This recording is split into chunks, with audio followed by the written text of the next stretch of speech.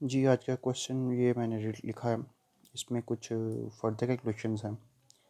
इसमें इन्वेंट्रीज हैं तीनों, फिर परचेजेस है 95,000 की, डायरेक्ट लेबर कॉस्ट है 50,000 की, मंथली सेल्स है 4 लाख की, और देन हमारे पास सेल्स है 4 लाख की। 60% जो सेल है वो कॉस्ट ऑफ गुड सोल्ड है।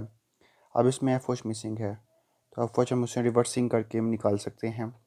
Then cost of goods sold statement हमें रिक्वायरमेंट में बनानी है, इनकम स्टेटमेंट बनानी है, लेकिन इनकम स्टेटमेंट के साथ हम जो ऑपरेटिव एक्सपेंस है उससे साथ दे दिए। मार्केटिंग 5% है और जनरल एक्सपेंसेस हमारे पास कितने हैं, वो 2.5% है। अब अब हम चलते हैं सोल्यूशन की तरफ, मूव करते हैं। अब सोल्यूशन क्या है? सोल्यूशन में ये है कि मैंने पूरा फॉर्मा लिख दिया आप लोगों के लिए, और जो जो वैल्यूज़ गिवन है उनको मैंने पुट कर दिया जहाँ जहाँ पे हैं। अब पहले हम ऊपर से कंप्लीट करेंगे, फिर नीचे से ऊपर की तरफ आके एफ ओच हम देन फाइंड कर सकते हैं। हम जैसे बिगिनिंग जो मटेरियल है वो 95,000 का, उसमें परचेजेस हैं सॉरी 91,000 की है हमारे पास बिगिनिंग रॉ मटेरियल, और 95,000 का हमारे पास क्या है, कॉस्ट ऑफ सॉरी परचेजेस हैं। तो इन दोनों को प्लस किया तो हमारे पास cost of goods available for use आ गई 1,86,000 की। इसमें 86,000 हम लोगों ने ऐड किया तो हमारे पास आ जाएगा डायरेक्ट मटेरियल कॉस्ट, सॉरी इसमें से लेस होगा।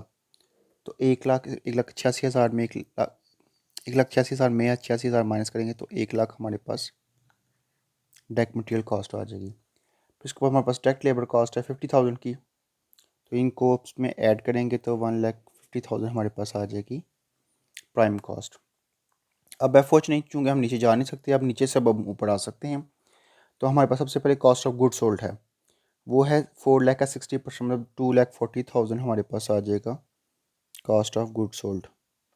अब आपको पता है कि जो चीज़ लेस हो वो यहाँ पर रिवर्स होकर ऐड हो जाएगी।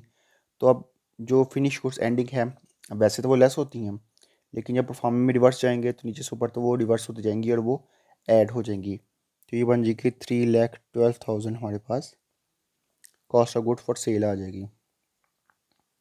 अब इसमें हम फिनिश गुड्स बिगनिंग लेस करेंगे, क्योंकि वैसे तो ऐड होते हैं लेकिन यहाँ पे लेस करना पड़ेगा हमें।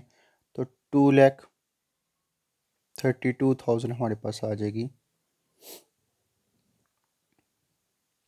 Cost of goods manufactured.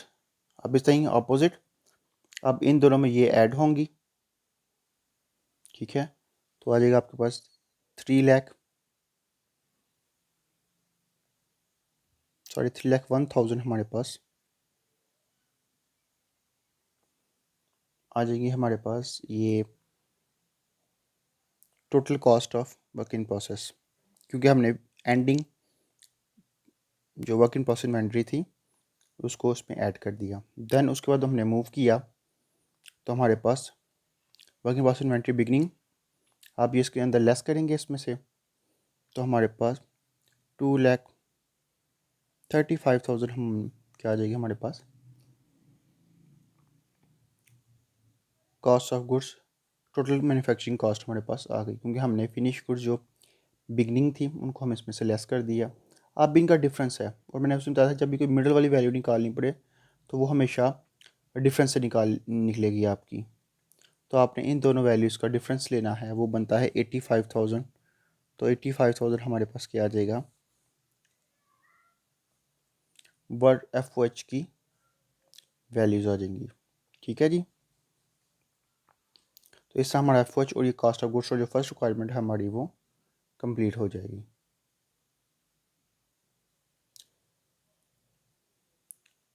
अब जी मैं आ गया हूँ इनकम स्टेटमेंट पे। इनकम स्टेटमेंट मैंने पूरी बना दी है, क्योंकि इसमें ज़्यादा कोई प्रोसेस करने वाला कुछ था नहीं। तो सबसे पहले सेल्स देखें, सेल्स 4 लाख की गिवन थी। कॉस्ट ऑफ गुड्स और वो 60% भी ले सकते हैं, या आप पीछे से वैल्यू भी कैलकुलेट करके ले सकते हैं। तो आपकी 2,40,000 आ गई। इनका डिफरेंस लिया तो 1,60,000 हमारे पास क्या है कॉस्ट सॉरी ग्रॉस प्रॉफिट। अब इसमें हमें लेस करना है ऑपरेटिंग प्रॉफिट या ऑपरेटिंग एक्सपेंसेस सारी। मार्केटिंग एक्सपेंस हमारे पास 5% के थे और जनरल एक्सपेंस हमारे पास 2.5% के थे। तो 4 लाख पे 5% लिया, क्योंकि सेल्स पर तो सेल की अमाउंट है 4 लाख, तो 5 पर 4 लाख पर लिया तो 22,000, और 2.5% लिया हम लोगों ने तो 10,000, इन दोनों को जमा किया तो 30,000, ग्रॉस प्रॉफिट में से माइनस किया ऑपरेटिंग एक्सपेंसेस को, तो 1,30,000 का हमारा नेट प्रॉफिट आ गया। वैसे तो ये ऑपरेटिंग प्रॉफिट कंसिडर होगा, लेकिन इसके बाद फर्दर हमारे पास अदर इनकम या वो कोई परफॉर्मा नहीं है, कुछ भी हमें वैल्यूज़ गिवन नहीं है, तो ये हमारा ऑपरेटिंग प्रॉफिट ही नेट प्रॉफिट कंसिडर हो जाएगा। तो ये लिहाजा हमारे पास इनकम स्टेटमेंट कुछ इस तरह बनेंगी। ठीक है जी, इसमें स्टेप्स कम होते हैं, लिहाजा ये इनकम स्टेटमेंट यहाँ पे हमारी कंप्लीट हो गई।